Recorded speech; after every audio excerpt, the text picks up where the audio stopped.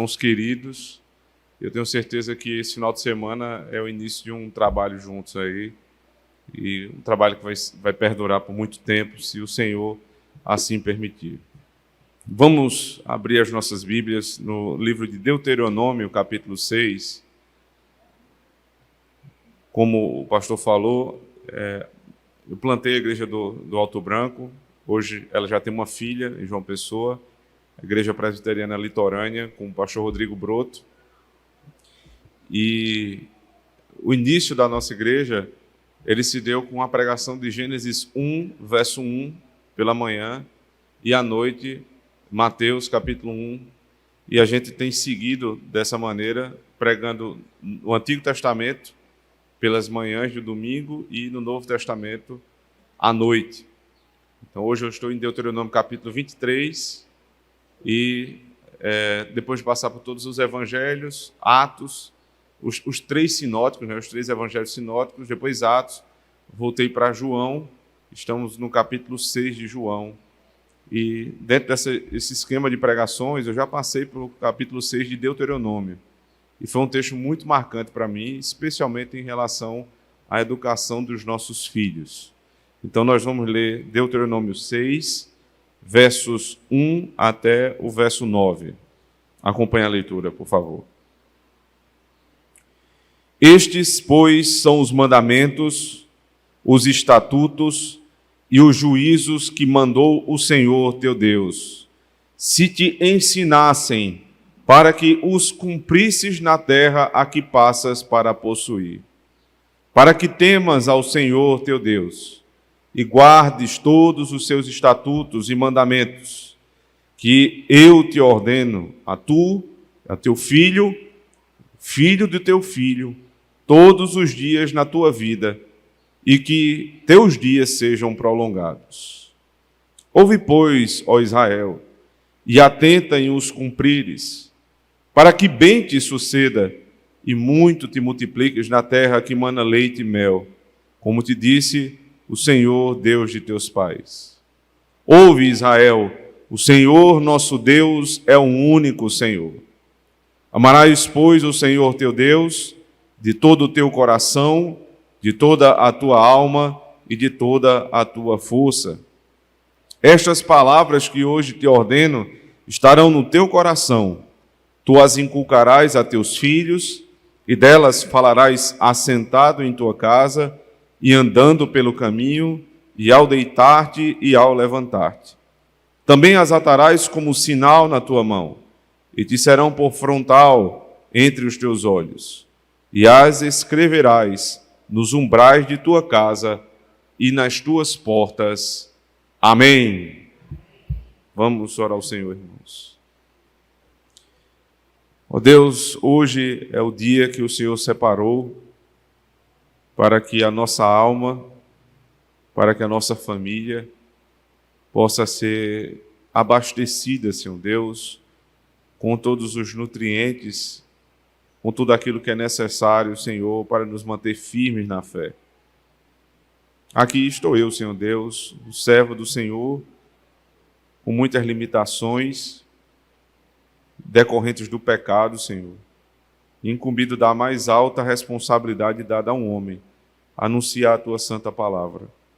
Por isso eu te rogo, Senhor Deus, nessa manhã, com sinceridade de coração, para que o teu Espírito, o mesmo Espírito que inspirou Moisés, seja o Espírito que ilumine a minha mente.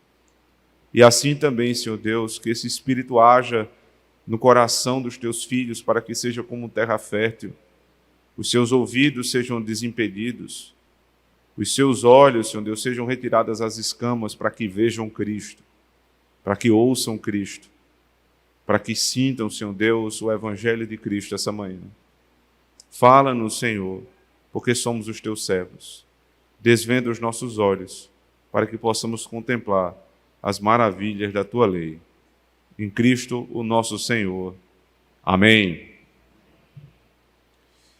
Imagine uma dona de casa que resolveu, com o seu marido, receber amigos, queridos, irmãos da igreja, marcaram ali aquele café no final da tarde, e ela disse, eu vou fazer um bolo.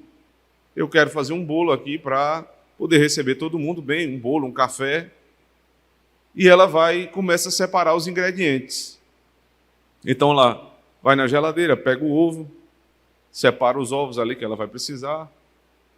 Ela vai no armário, pega a farinha, pega a manteiga e vai separando. Aqui eu quero chocolate para a sobremesa, e ela separa tudo em cima do balcão da cozinha.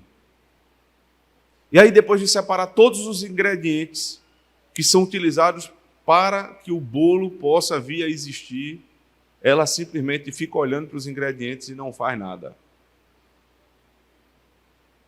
Ela agora vai esperar que os ingredientes se juntem, se unam, que eles, depois de formados aquela massa, eles sozinhos vão para o forno e aquilo vire um bolo. Se o marido dessa mulher passar e ver ela olhando para os ingredientes sem fazer nada, ele vai dizer: minha filha, o que foi que aconteceu? A hora. Daqui a pouco o povo chega e você está olhando e não está fazendo nada. Não, mas eu estou esperando aqui o bolo se formar sozinho. Ele vai dizer: isso é loucura. Você não adianta você ter apenas os ingredientes separados na mesa. Não adianta simplesmente saber o que é necessário para fazer o bolo. Você tem que fazer o bolo. Você tem que pegar o ovo, você tem que pegar a farinha, você tem que pegar a manteiga, você tem que ir preparando a calda ali para a cobertura. Minha filha, você precisa agir. É exatamente isso que o Senhor está nos dizendo aqui em Deuteronômio 6. Meus filhos, eu lhes dei os ingredientes, os instrumentos. Por que isso? Porque tudo que foi dito do capítulo 1 até o capítulo 5 de Deuteronômio são os ingredientes para que você faça o bolo. É toda a estrutura da revelação, a estrutura redentiva do Senhor, para que nós possamos colocá-la em prática, para nós mesmos e para a nossa casa. O livro de Deuteronômio, se você voltar comigo lá para o capítulo 1, e ele tem esse nome, Deuteros, segundo nômio, que vem de nomia, lei, segunda lei, não porque exista uma lei em Êxodo e outra lei em Deuteronômio. Vocês devem ter percebido na leitura do pastor, Êxodo capítulo 20, verso 1 a 17, exatamente a mesma lei de Deuteronômio 5, verso 6 a 21. A diferença é que lá a lei é dada na saída, no contexto histórico da saída do povo ao Egito, do Egito. O povo está saindo do Egito, isso quer dizer, o povo está sendo salvo. E na saída o Senhor dá uma lei. Vocês viviam até agora com a lei do Egito, mas agora, porque vocês foram libertos, vocês seguem a lei do novo Senhor. O Senhor de vocês não é Faraó. E ele se apresenta: eu sou o Senhor teu Deus Todo-Poderoso, que te tirei da terra do Egito, da casa da servidão. É a esse Deus que vocês vão servir. Então está a lei pela qual o meu povo vai ser regido. Agora, Deuteronômio não é uma nova lei. É a mesma lei da saída da terra do Egito, que vai ser a lei da entrada na terra da promessa. Nós temos aqui por exemplo, se você ler Êxodo 20 e ler Levítico, você tem um espaço de tempo de um mês. Se você ler, por exemplo, Êxodo 20 e ler agora Deuteronômio, você tem um espaço de 40 anos. 40 anos se passaram. Eles estão às portas da terra da promessa. E qual lei o Senhor vai dar? Veja, verso 1 do capítulo 1. São estas as palavras que Moisés falou a todo o Israel, da além do Jordão, no deserto de Arabá, defronte do mar de Suf, entre Parã, Tofel, Labã, Hazerot e Dibzaabe. Jornada de 11 dias, há desde Horebe, pelo caminho da montanha de Seir até Cades Barneia. Sucedeu que no 40º ano, no primeiro dia do 11º mês, falou Moisés aos filhos de Israel, segundo tudo que o Senhor lhe mandara a respeito deles. Percebe? Esse texto está há 40 anos de Êxodo capítulo 20. Eles estão entrando na terra da promessa. Aí perceba agora, verso 5. Além do Jordão, na terra de Moabe, encarregou-se Moisés de explicar a lei, dizendo. Então, qual é o propósito do livro de Deuteronômio? Não é simplesmente repetir a lei, porque do capítulo 1, a partir do verso 6 em diante, há a repetição de toda a jornada, desde a saída do Egito até a chegada a Canaã. Qual sentido faz de repetir a lei? É porque a lei, agora em Deuteronômio, ela não é apenas repetida, ela é explicada. Deuteronômio é o sermão a respeito da lei. Se você perceber, os capítulos que se seguem, do 12 até o 24, são exposições dos mandamentos. Capítulo 12, especificamente, é o segundo mandamento que versa a respeito da lei de Deus. Então, o que Moisés está fazendo aqui é explicando a lei antes que eles entrem na terra. Ele está dizendo, o meu povo irá viver assim na terra prometida. Então, se você acompanhar comigo, só um panorama rápido aqui do início do livro de Deuteronômio, você pode perceber toda a jornada do povo, né? A partir do verso 19 do capítulo 1, 12 homens foram enviados, os espias, o relatório dos espias, o castigo de Deus pela incredulidade. Capítulo 2, a jornada de Cades Barnea até Zered, a travessia de Ar e Arnon, vitórias sobre Seom, rei de Hesbom, e as vitórias que vão se seguindo até que o povo possa chegar na terra da promessa. E aí, capítulo 4, né, depois de ele explicar todo o caminho que o povo está trilhando pela terra, pelo deserto, então Moisés para essa sequência e diz assim, verso 1, agora, pois, ó Israel, ouve os estatutos e os juízos que eu vos ensino, para os cumprirdes. Veja como exatamente o mesmo início lá de Deuteronômio 6. Volta comigo para Deuteronômio 6, verso 1. Estes, pois, são os mandamentos, os estatutos e os juízos que mandou o Senhor teu Deus, se te ensinassem, para que os cumprisses na terra que passas a possuir. Capítulo 4, verso 1. Agora, pois, ó Israel, ouve os estatutos e os juízos que eu vos ensino, para os cumprirdes, para que vivais e entreis e possuais a terra que o Senhor teu Deus te dá, a Deus de vossos pais vos dá. É o Deus dos vossos pais que vos dá. Perceba isso aqui, você tem uma declaração pactual. Não é o teu Deus simplesmente, é o teu Deus. Essa expressão também é pactual, Deus é meu Deus em primeiro lugar, mas Ele também é o Deus dos meus pais.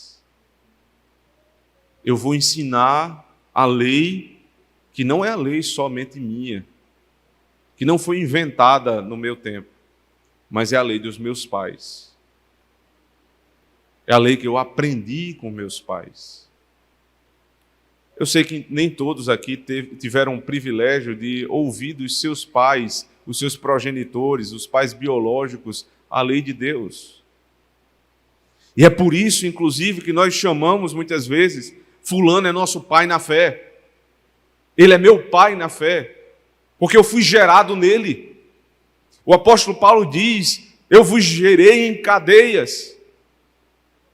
Eu preguei para você em cadeias. Ou seja, eu sou o teu pai na fé. Eu fiz isso quando estava preso.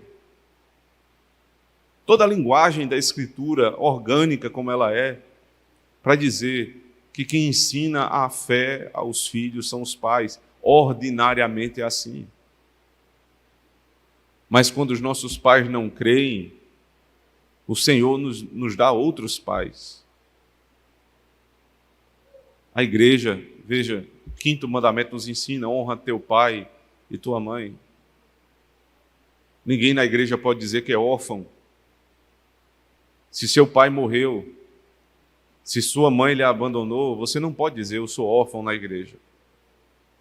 O Senhor te deu pais e mães aqui dentro. Os teus presbíteros são os teus pais. As irmãs mais velhas são as tuas mães. Os teus iguais são os teus irmãos. É por isso que nós chamamos a família da fé. Veja que maravilha, alguém que é órfão não pode se sentir órfão na igreja. Porque Deus te deu muitos pais. 3 presbíteros, 4 presbíteros, 5 presbíteros. Eles são os nossos pais na fé, eles vão nos ensinar o caminho que nós devemos andar.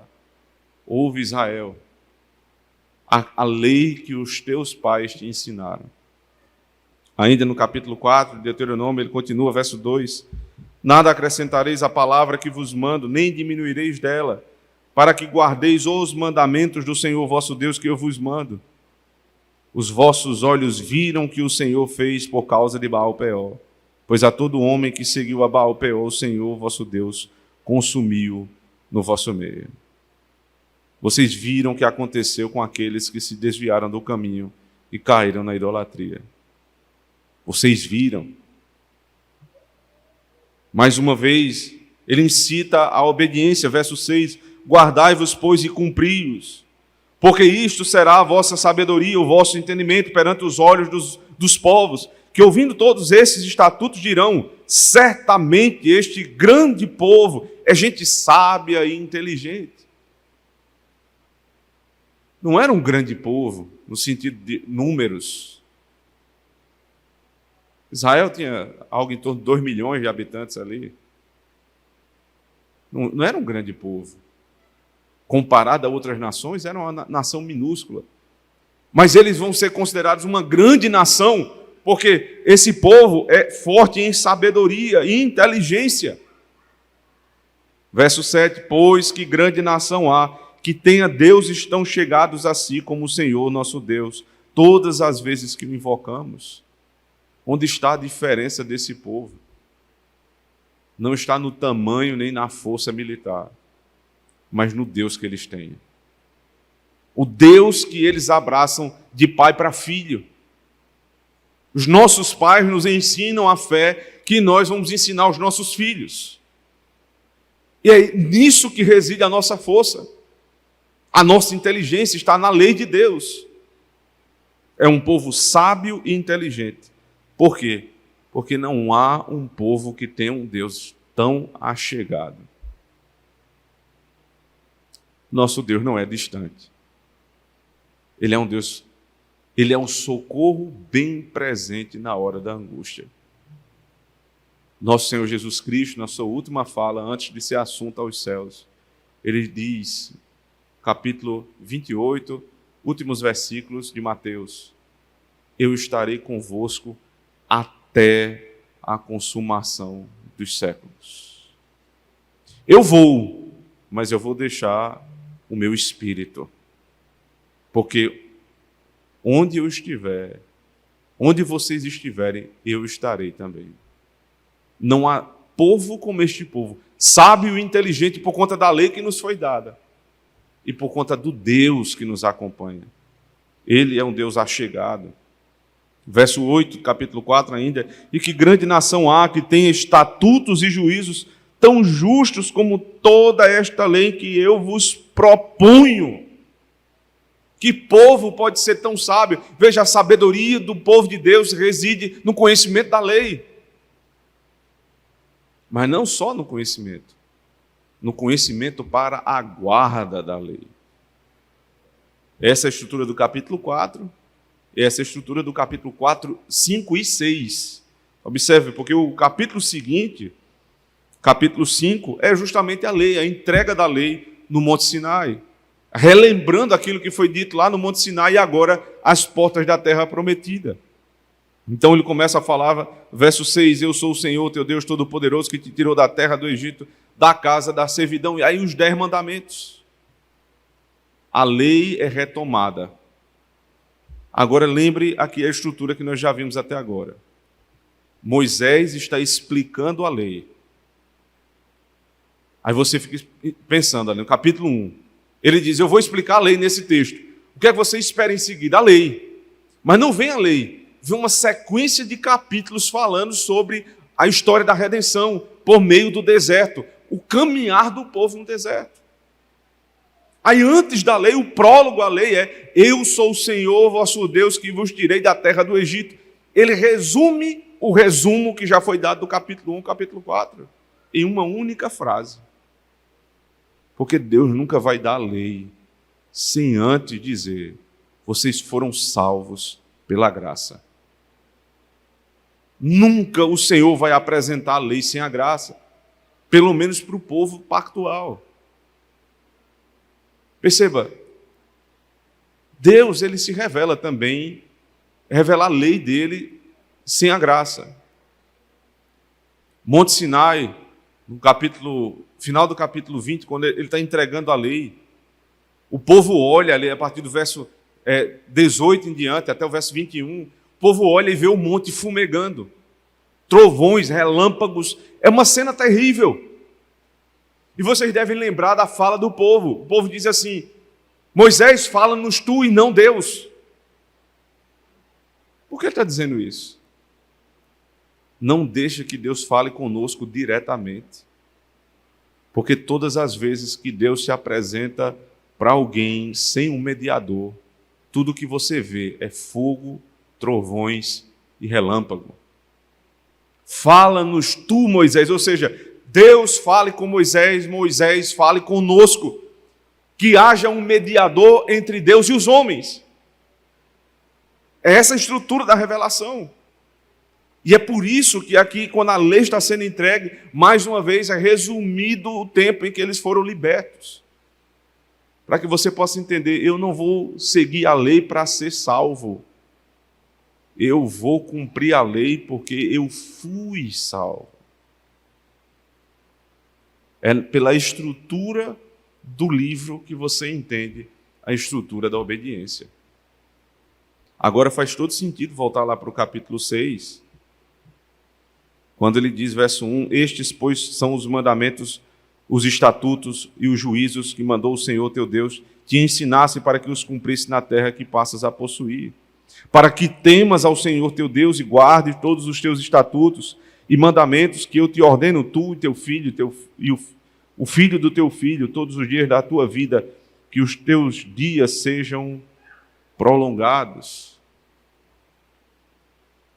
Vocês vão seguir a lei, guardem a lei, mas não é só você não. É você, o teu filho e o filho do teu filho. Essa é a ordem. Aí, ligada à ordem, vem a promessa, para que se prolonguem, para que se multipliquem na terra. Qual foi a promessa dada a Abraão?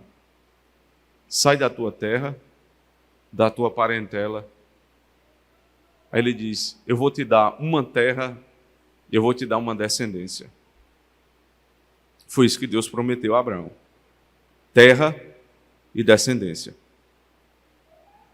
O que é a salvação de Abraão? Deixar a terra e a parentela.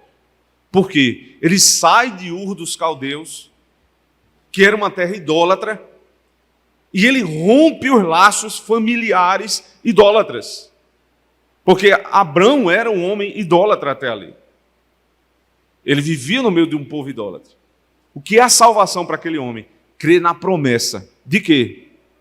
De uma terra que Deus iria dar e de um povo que Deus iria dar à sua descendência.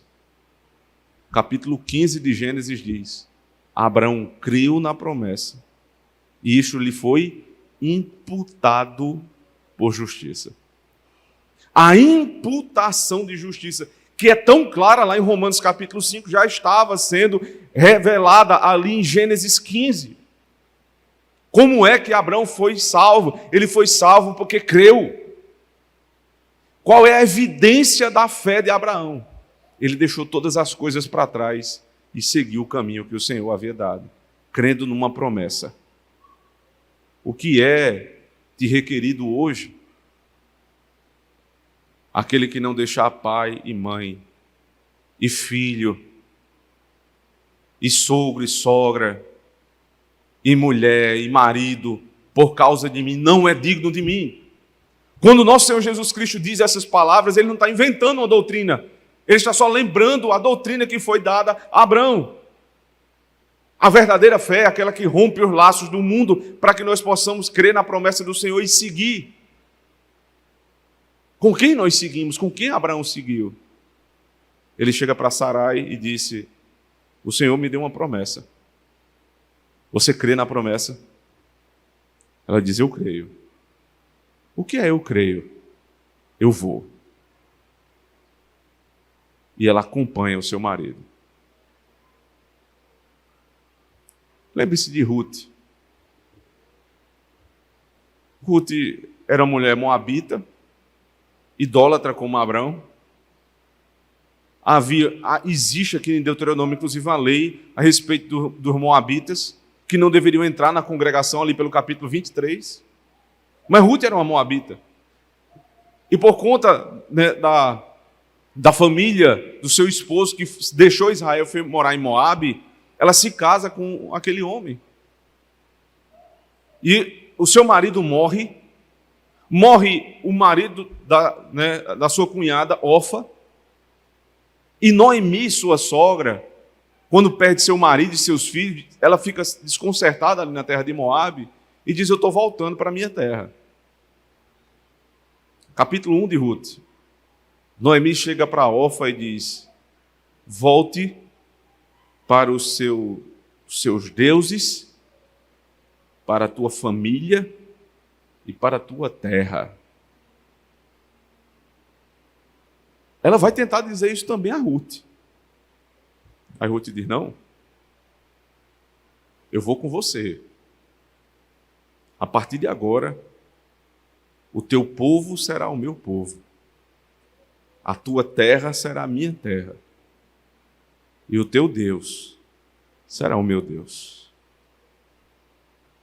Essa mulher é a mãe de um filho pelo qual vem a descendência de Cristo.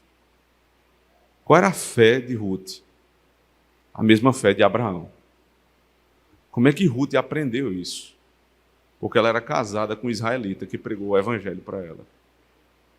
E ela expressou isso. O meu Deus, o teu Deus será o meu Deus. O teu povo será o meu povo.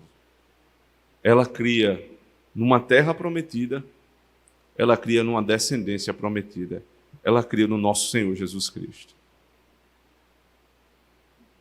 A fé que passa de pai para filho. A fé que é ensinada à descendência e que faz as nossas gerações crerem no mesmo Deus.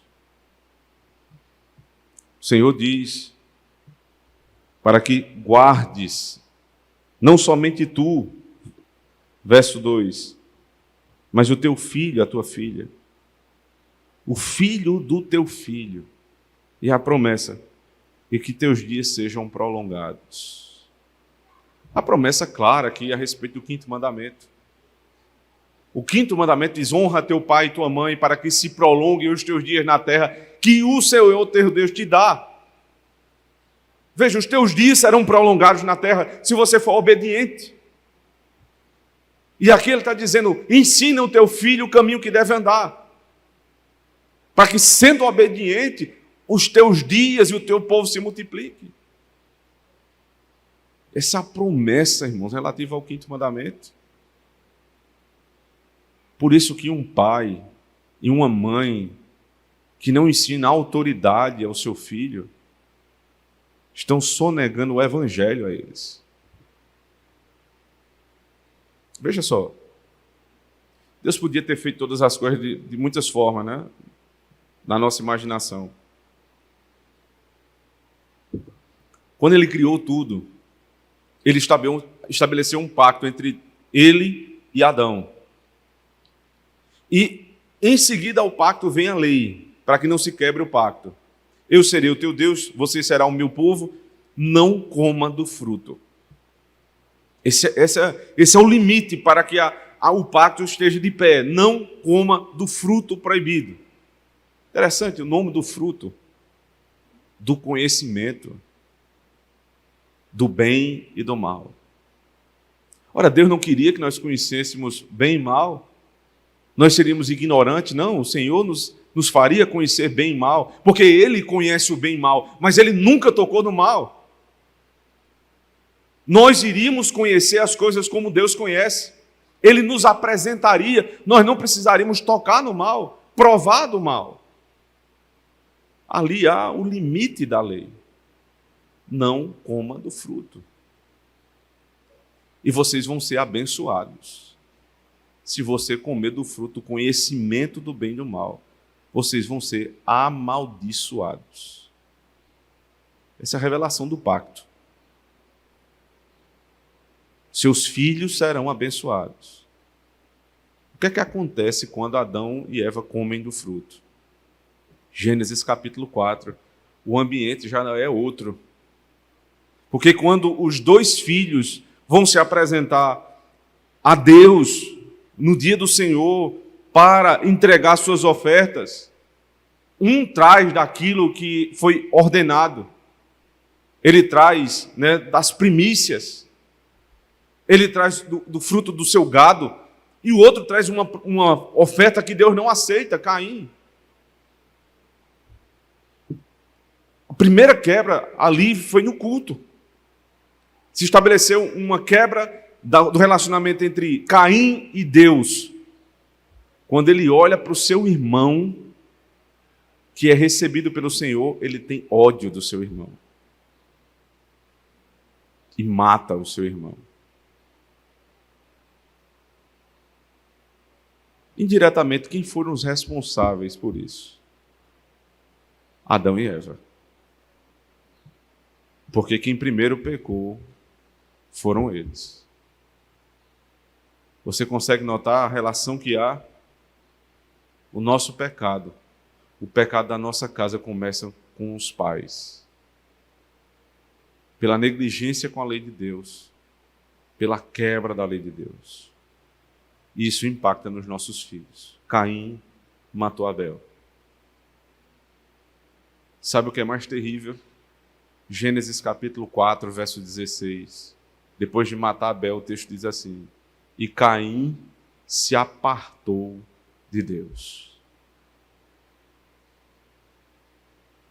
Domingo passado, eu tive uma das maiores emoções no culto, que em toda a minha vida eu não consigo comparar nada.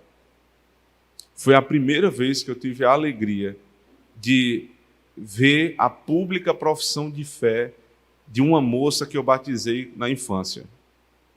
Vitória, filha do presbítero Luciano Cavalcante. Uma moça, está quase na minha altura, eu vi bem pequenininha, ela foi à frente da igreja. Veja, a primeira vez ela veio nos braços do pai. O pai foi que prometeu por ela: eu vou trazê-la assiduamente, eu vou ensiná-la na palavra, eu prometo diante de Deus e da igreja. Domingo, ele ficou sentado. E eu me lembro, durante o processo, esses anos todos, que ela foi ficando maior, ele disse: eu tenho orado demais por Vitória, para que Deus toque no coração dela. E teve um dia que ela disse assim: papai, eu preciso tomar a ceia. E ele disse: mas por quê, minha filha? Porque eu sou crente. Aquilo ali foi uma coisa espetacular. Uma moça que disse: eu creio no mesmo Deus do meu pai. Ela disse ao pai dela: o teu povo é o meu povo. Este povo é meu povo.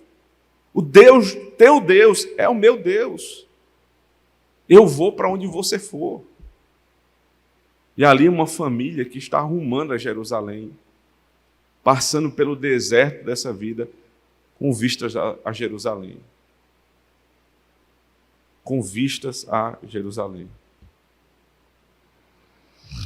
Então, depois de chamar a atenção de todo esse contexto passado, o Senhor diz assim no verso 3: ouve, pois, ó Israel, e atenta em os cumprires, para que bem te suceda e muito te multipliques na terra que mana leite e mel, como te disse o Senhor teu Deus de teus pais. Veja aqui, relembrando a promessa que foi dada a Abraão, para que vocês se multipliquem, ou seja, para que você tenha uma descendência. Aonde? Na terra prometida. Depois disso, ele volta a utilizar o mesmo verbo, ouve, verso 4. Ouve, Israel, o Senhor nosso Deus é o único Senhor. Vocês querem me seguir? Vocês querem ter uma uma família grande, se multiplicar na terra, então vocês precisam aprender quem eu sou. Ouvir. Aqui o verbo não é simplesmente ouvir, mas é atende o que eu te digo, obedeça. Quando você diz a seu filho assim, ou sua filha, meu filho, me ouça, você sabe que ele está ouvindo, então não faz sentido dizer me ouça porque ele está ouvindo, que ele queira ou não. Mas o que você está dizendo é o seguinte: dê ouvidos ao que eu estou dizendo. Exatamente esse verbo está sendo utilizado aqui. Dê-me ouvidos. Ouve Israel. Não é ouve o mundo, é ouve Israel, ouve meu filho. Israel é o meu filho, o meu primogênito. Ele está se referindo a um povo específico. Ouve Israel. O que é que eles devem ouvir em primeiro lugar? A doutrina. A doutrina a respeito de quem é Deus. Ele explica quem é Deus. Ouve Israel. O Senhor, nosso Deus, é o único Senhor. Esse vai ser o fundamento para o que ele vai dizer em seguida. Veja, a base, o fundamento inicial é a salvação. O que Deus fez desde a saída do Egito até ali. A ordem é: escutem, dê ouvidos. A quê? Agora, você só pode dar ouvidos se você conhece o Senhor. Quem é o Senhor? A palavra aqui é Senhor, deve estar na sua Bíblia toda em caixa alta, toda em letras maiúsculas, porque aqui é o tetragrama hebraico, as 4 letras que definem o Deus que se revelou a Moisés na sarça ardente. Lembre-se, Moisés perguntou: e quando eu estiver diante daquele povo, quem eu direi que o Senhor é? Quando eu estiver diante de Faraó, ele disse: eu sou o que sou. Esse é o Yahvé. Ouve Israel, Yahvé é o teu Senhor, é isso que está sendo dito aqui. O Deus que é. Então quem Deus é? Ele é eterno. Em primeiro lugar, Deus é eterno. Se você não conhecer a eternidade de Deus, você não conhece Deus. Porque esta é uma perfeição do Senhor. Ser eterno é ser imutável. Ser eterno é não necessitar mudança, não melhorar nem piorar. Ele é eterno. Deus é eterno. Ouve Israel, o Senhor que te libertou é eterno. Mas não somente isso. Nosso Deus. Não é um Deus, ele é teu Deus. O Deus que vocês devem seguir não é um Deus qualquer. Foi o Deus que tirou vocês do Egito, por isso ele é nosso Deus. Se você tiver curiosidade, depois leia a lei de Deus e perceba a quantidade de vezes que o pronome possessivo é utilizado. Eu sou o teu Deus, vocês são meu povo. Sempre assim. A ideia de posse, ele detém a nossa posse. Ele é o nosso Deus. Ele é eterno, ele é o Deus pactual. É o único Senhor. A estrutura do texto hebraico é mais clara, porque diz assim: porque o Senhor teu Deus é um. Veja que coisa interessante, né? Veja que maravilha está sendo dita aqui. Ouve Israel, o Senhor nosso Deus é o único Senhor. Ele é um. Existe uma doutrina, talvez pouco conhecida, que se chama a simplicidade de Deus. Deus é simples.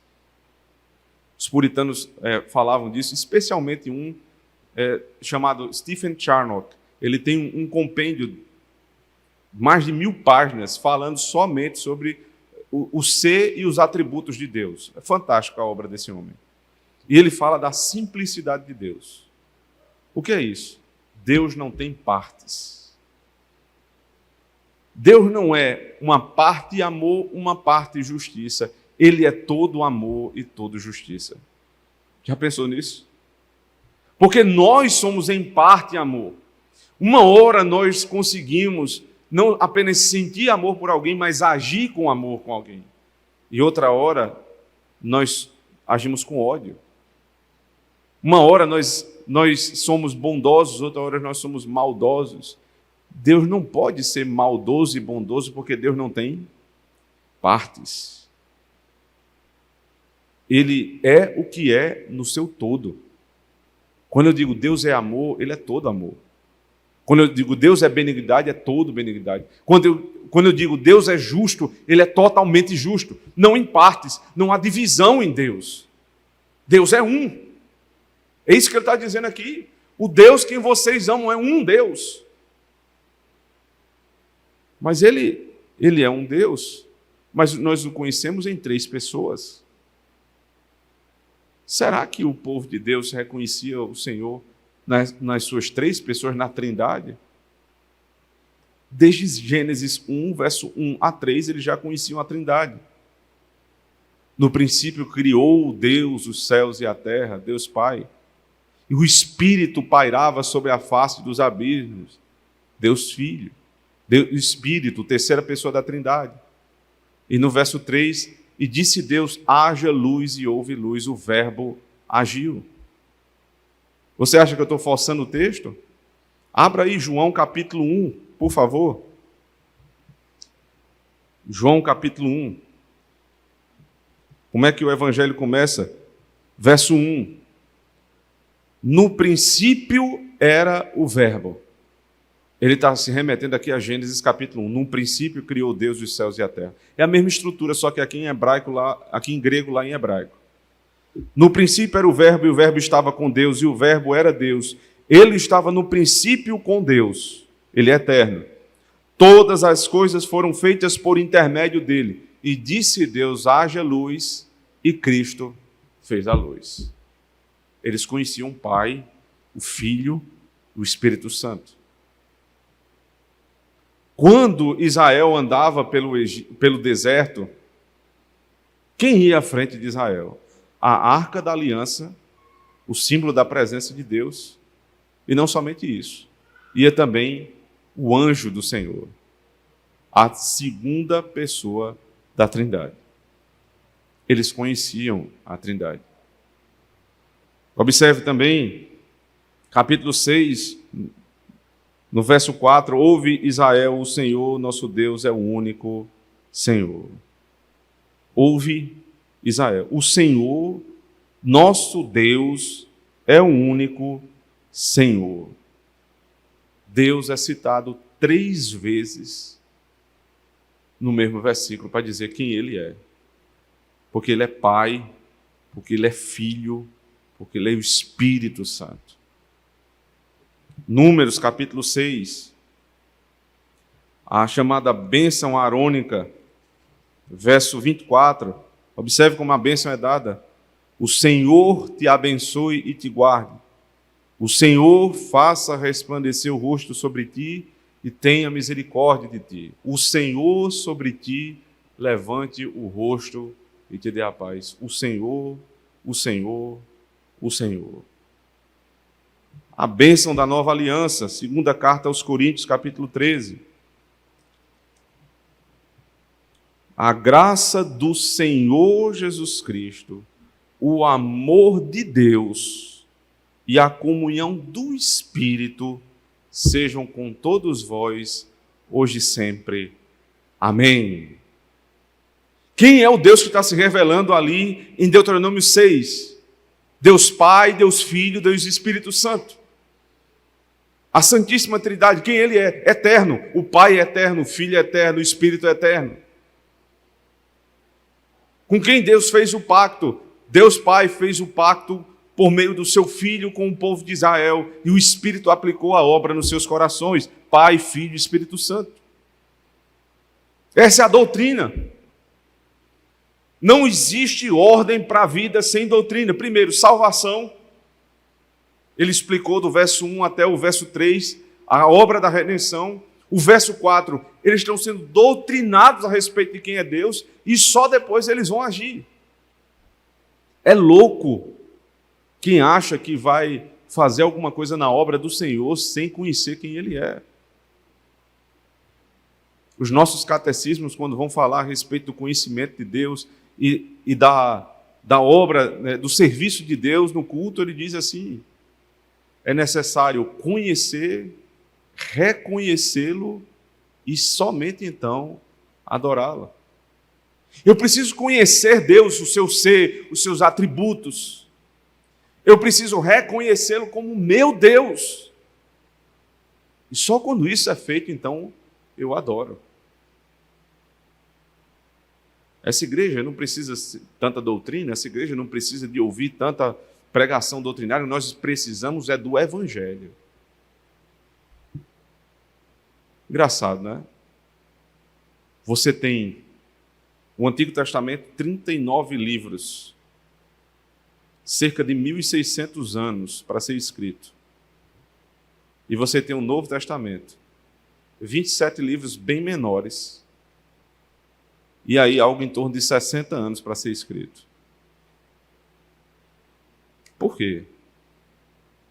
Porque sem a revelação doutrinária de quem Deus é, não faz sentido pregar o Evangelho. Não faz sentido revelar o Cristo ressurreto, encarnado, sem primeiro você conhecer a lei. Todo fundamento doutrinário passa pela lei. Ouve, ó Israel, o Senhor nosso Deus é o único Senhor. Aí agora vem o que é requerido desse que conhece a Deus. Verso 5. Amarás, pois, veja, portanto amarás, porque o Senhor, o nosso Deus, é o único Senhor, porque Ele é eterno, porque Ele é imutável, porque Ele é simples. Então vocês têm que amá-lo. Como vocês têm que amá-lo? De todo o teu coração, de toda a tua alma e de toda a tua força. Ele não vai dividir o teu amor com ninguém. Por que Ele não vai dividir? Porque Deus é um. Porque Ele é um, eu só posso adorar um. Porque Ele é um, eu não posso dividir o meu coração com mais ninguém. Ele é completo. E eu tenho que me entregar completamente a Ele. O ser de Deus é o fundamento para a minha adoração. Nosso Senhor Jesus Cristo chega diante da mulher samaritana que fica perguntando, é nesse monte, é naquele monte, porque né, os de Samaria dizem, adorem em Gerezinho, os de Israel dizem, adorem ali no Monte Sião. Eu adoro aonde? Eu disse, é chegada a hora que os verdadeiros adoradores adorarão o Pai em espírito e em verdade. Aí você se lembra o que é que ele diz? Porque Deus é espírito, então os seus adoradores o adorarão como Ele é, em espírito e em verdade. Porque Ele é um, amarás o Senhor teu Deus de todo o teu coração, de toda a tua alma, de todas as tuas forças, porque Ele é um. O ser de Deus, a doutrina me ensina a adorar. A essência do Senhor é a essência da adoração. Eu não posso dividir o Senhor com mais ninguém. Isso também deve ser o alicerce do nosso trato com os da nossa casa. O ideal, o requerido é que a igreja ela se reúna em famílias. Você esteja aqui com sua esposa e seus filhos, com seu marido e com seus filhos, você com seus pais. Mas se algum destes te impede de vir à presença do Senhor, você não deve, nesse ponto, se submeter aos seus pais, nem ao seu marido. Lembre-se do que o apóstolo Paulo diz lá em Efésios capítulo 5. Diz às esposas, ele diz, mulheres, sujeitai-vos aos vossos maridos como ao Senhor. Qual é o limite da sujeição da mulher? A lei de Deus. Maridos, amai as vossas esposas como o Senhor ama a sua igreja. O limite é o amor de Deus. Então você precisa amar o Senhor, teu Deus, de todo o teu coração, de toda a tua alma. Não pode dividir o seu coração com o seu marido. Existe uma forma de amar o teu marido que é de outra natureza. Só um toma completamente o meu amor. Não é minha esposa, nem minha filha.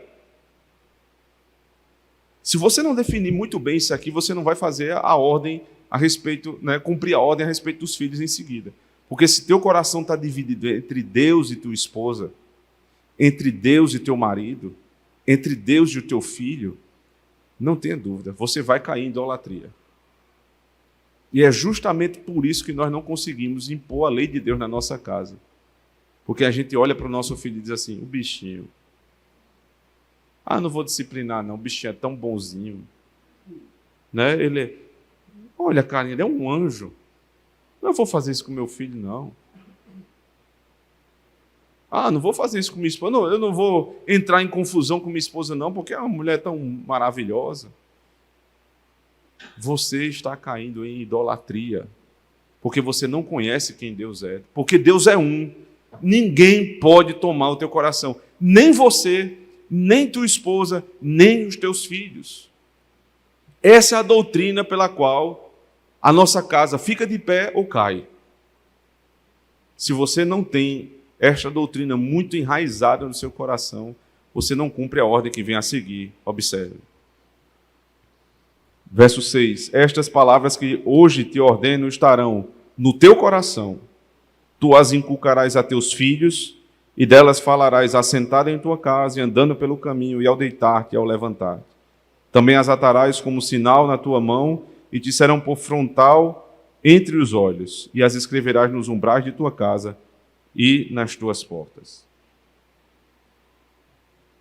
A primeira ordem a respeito da doutrina que Deus é um, ama o Senhor teu Deus de todo o teu coração. Aí em seguida ele diz, coloca ele no teu coração. Estas palavras têm que estar no teu coração, pai e mãe.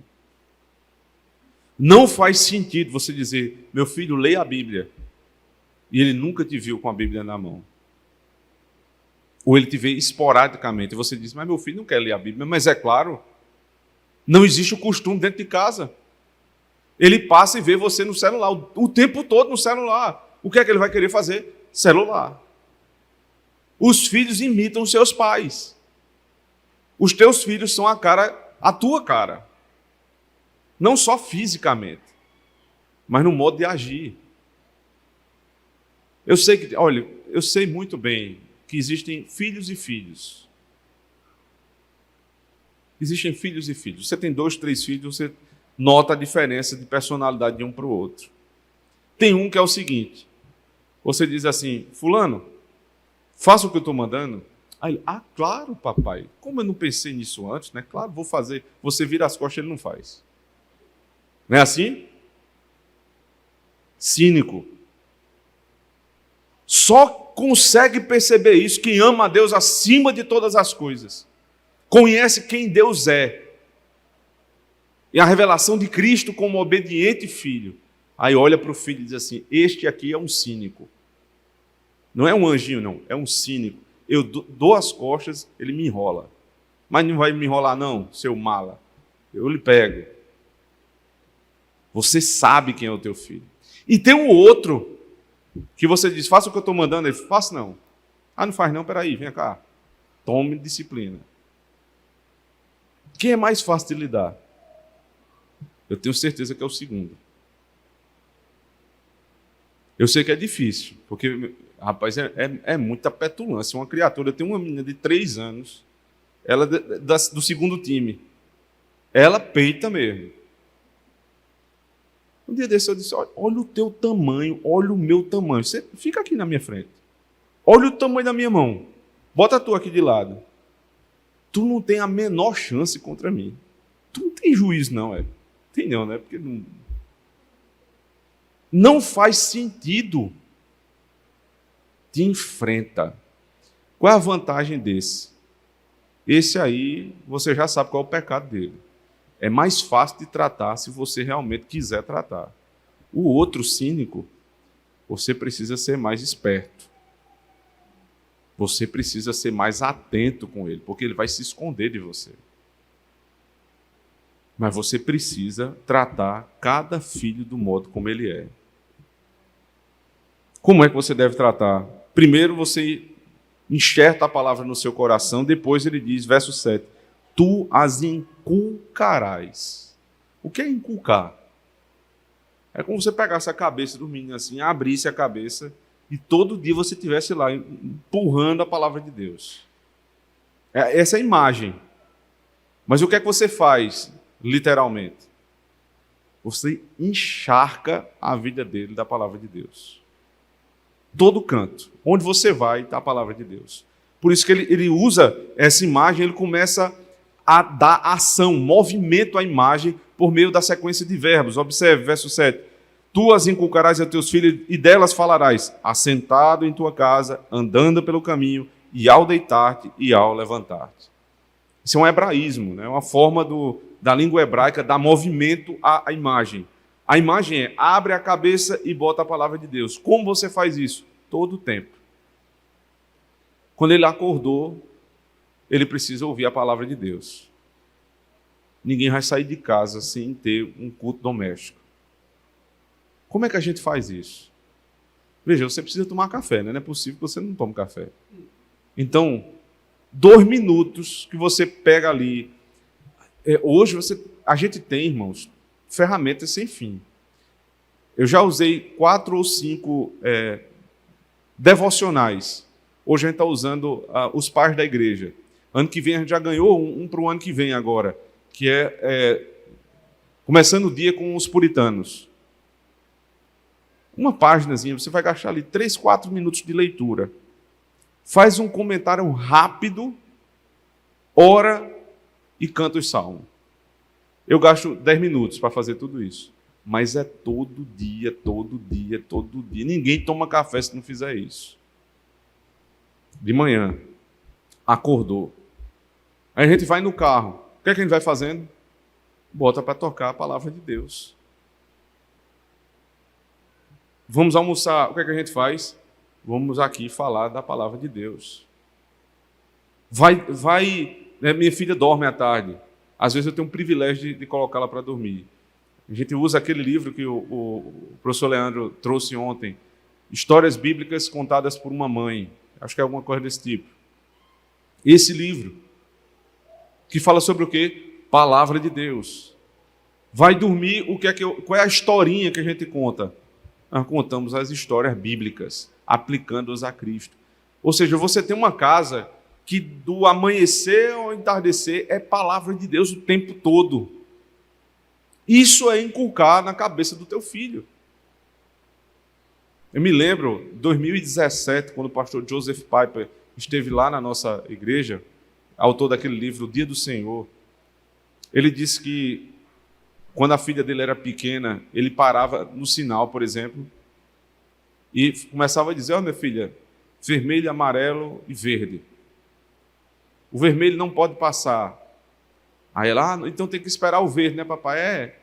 Se eu passar no vermelho, isso é transgressão da lei. Transgressão da lei é pecado. Sabia que pecado é transgredir a lei de Deus? E você está aplicando coisas da vida cotidiana, né, do dia a dia, a palavra de Deus. Você vai fazendo isso de muitas formas. De muitas maneiras. E ele conta também que, quando ela estava mais velha, ela disse, papai, por favor, pare um pouquinho, porque vai inculcar assim na cabeça de outra, é demais. É o tempo todo.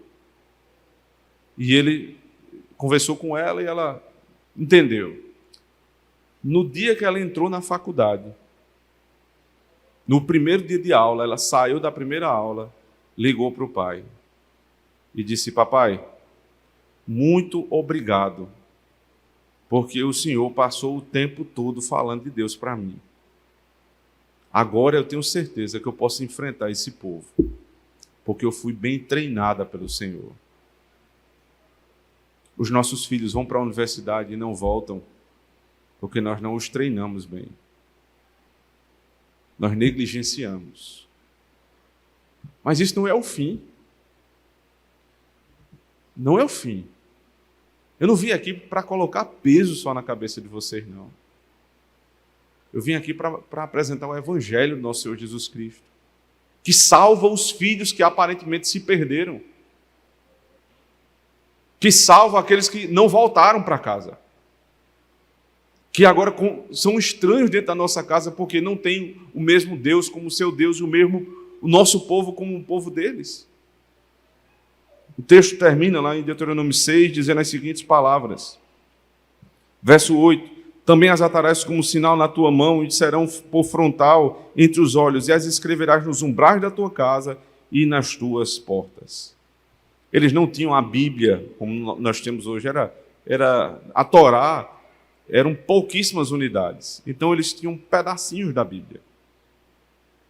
Eles amarravam nas suas roupas para lembrar da lei de Deus, os filactérios. Amarravam nos punhos, para que onde eles vissem, olhassem, a lei de Deus estava ali. Mas uma coisa que me chama muita atenção é o último versículo desse texto.